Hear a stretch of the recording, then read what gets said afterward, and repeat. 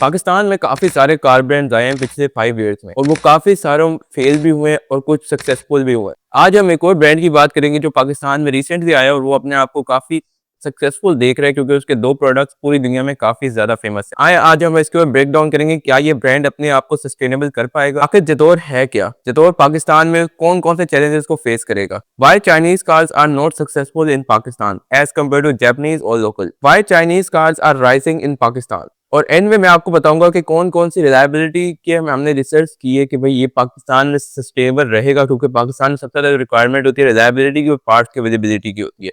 तो हम ये आज सारा वीडियो में जानेंगे। तो अगर अभी आप चैनल पर नहीं है तो सब्सक्राइब लाजमी कर दीजिएगा, फॉलो और लाइक लाजमी कीजिएगा, कमेंट में लाजमी बताइएगा आपको ये ब्रांड कैसा। चलिए वीडियो को शुरू करते हैं। सबसे पहले हम बात करें कि जेतौर है क्या। जेतौर सब ब्रांड है चेरी का। आपने यहाँ पाकिस्तान में चेरी को भी देखा होगा जो अभी भी आ रही है, ये उसी का सब ब्रांड है चाइना में जेतौर। ये 7 इयर्स पहले ही स्टार्ट हुआ था लेकिन इसने काफी ज्यादा सक्सेस हासिल की है बहुत ही कम पीरियड में। इसके प्रोडक्ट्स पूरे ही मिडिल ईस्ट में काफी ज्यादा फेमस है। ये चेरी का सब ब्रांड है जो कि फोकस करता है एसयूवीज और क्रॉसओवर एसयूवीज। ये सेडान्स में डील नहीं करता। ये अपने आप को इस तरह प्रेजेंट करता है कि एक रगेड ऑफ रोडर ब्रांड है, जैसे कि लैंड रोवर का डिफेंडर लाइनअप है। वो सिर्फ अपने आप को ऑफ रोडिंग तक फोकस रखता है। इसने बहुत ही जल्दी पूरी दुनिया में काफी ज्यादा सक्सेस हासिल कर ली है। 5 लाख से ज्यादा गाड़ियां प्रोड्यूस हुई हैं सिर्फ 2024 में। जेतौर 4 प्रोडक्ट्स ऑफर करता है। सबसे पहले जेतौर X70, जेतौर डैशिंग, जेतौर T1 और T2। हम इन प्रोडक्ट्स पे बाद में आगे जाके बात भी करेंगे। अब हम बात करेंगे जेतौर पाकिस्तान में क्या क्या ला रहा है, उसके प्रोडक्ट्स कौन से ऑफर कर रहे हैं और इसके अंदर क्या क्या ऐसे यूनिक सेलिंग पॉइंट है कि लोग उसकी तरफ जाएंगे क्योंकि उसके कंपेटिटर्स भी काफी ज्यादा आ गए हैं। जैसे कि GWM की तरफ से टैंक 500 आया, होंडाई की तरफ से पैलिसेड आ गया जो कि T1 और T2 के कंपेटिटर्स। क्या ये अपने आप को सस्टेनेबल कर पाएगा? क्या ये अपनी सेल्स और मार्केट में अपनी जगह बना पाएगा? जेतौर का अगर पाकिस्तान में देखा जाए तो उन्होंने अभी तक 2 प्रोडक्ट्स ऑफर किए हैं जो कि ऑफिशियल लॉन्च है और जिनकी बुकिंग और डिलीवरी चल रही है। तो उससे सबसे पहला जो स्टार प्रोडक्ट है जो कि यहाँ पे कुछ चले अच्छा खासा चले, मतलब नॉर्मल चले, बाकी चाइनीज ब्रांड से थोड़ा कम है हेवल वगैरह से, लेकिन नजर आता है रोड पे, वो है जेतौर की डैशिंग और X70। डैशिंग ज्यादा सेल हुई है एज कम्पेयर टू X70 के।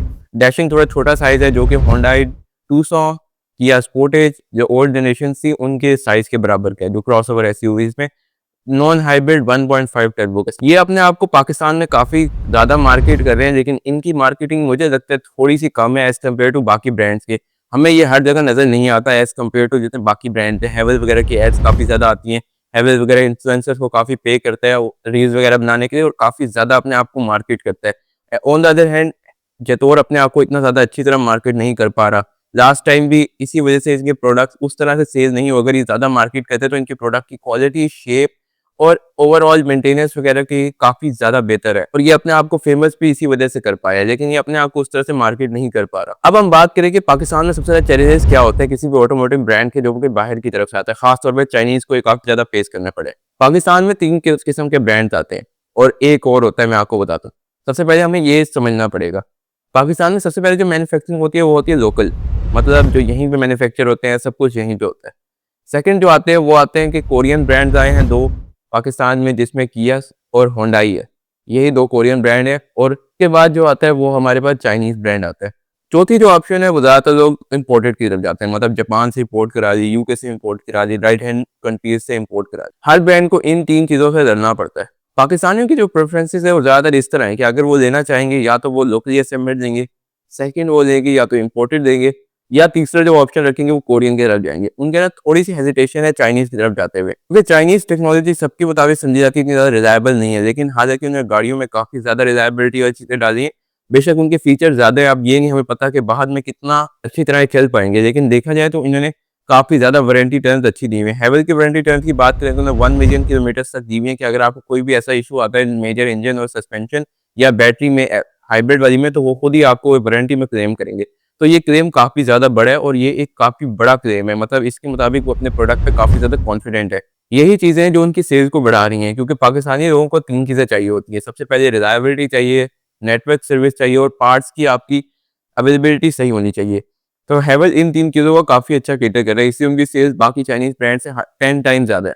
और उसका मार्केट शेयर भी अराउंड 50-60% है तमाम चाइनीज ब्रांड में से। देखते हैं कि जेतोर अपने आप कितना ही मना पाता है इस टारगेट में और इस मार्केट में। मेरा जहां तक पर्सनल मानना है कि जेतोर इतना अच्छा अपने आप को मार्केट नहीं कर रहा, लेकिन इसके जो स्टार प्रोडक्ट्स हैं जेतोर T1 और T2, ये एक बहुत बड़ा गेम चेंजर हो सकते हैं इस ब्रांड के। अदरवाइज अगर ये अपने उसको काफी डिले कर देता है, जैसे कि GW-M टैंक काफी ज्यादा आ जाता है रोड्स पे और पैलिसेड भी काफी ज्यादा आती है, हालांकि तब तक T1 और T2 नहीं आया, तो ये अपनी मार्केट में जगह बनाने में काफी ज्यादा नाकाम हो। तो हम बात करते हैं कि पाकिस्तान में चाइनीज ब्रांड क्यों इतने ज्यादा आ रहे हैं। पाकिस्तान में कन्वेंशनली सेल होते थे लोकली ब्रांड, जिसमें टोयोटा, सुजुकी और होंडा, उसके अलावा कोई तीसरा ब्रांड होता ही नहीं था। कोई भी आया है तो वो फौरन ही बंद हो गया क्योंकि चल ही नहीं पाया। तीसरा जो ऑप्शन होता था वो इम्पोर्टेड गाड़ियों को होता था, लेकिन इन्होंने ड्यूटीज इतनी बढ़ा दी कि अब इम्पोर्टेड गाड़ियां काफी कम होगी, अगर आती भी हो ज्यादातर छोटे सेगमेंट की या बहुत ही बड़े सेगमेंट्स की आती हैं जो कि पाकिस्तान में प्रोड्यूस नहीं हो। इसी मार्केट को गैप को फिल करने के लिए चाइनीज ब्रांड है। चाइनीज ब्रांड 3 चीजें ऑफर करते हैं। सबसे पहले उनकी प्रोडक्ट्स में काफी ज्यादा फीचर्स होते हैं जो कि कोई और ऑफर कर ही नहीं पाता।